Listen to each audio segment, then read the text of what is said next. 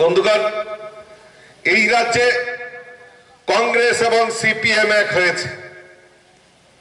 25 বছর রাজ্যের বুকে সিপিএম ছিল, আর সিপিএম এর স্লোগান কি ছিল? ইনকলাব জিন্দাবাদ, আমরা খাবো তোমরা বাদ। আপনারা বলুন, এখানে অনেক মানুষ রয়েছেন যে সিপিএম এর নেতারা এই 25টা বছর খালি মানুষকে লুটার কাজ করেছে। আর কি বলেছে? যে সিপিএম রা নাকি জনদরদী সরকার আর জনজাতি দরদী সরকার বলতো।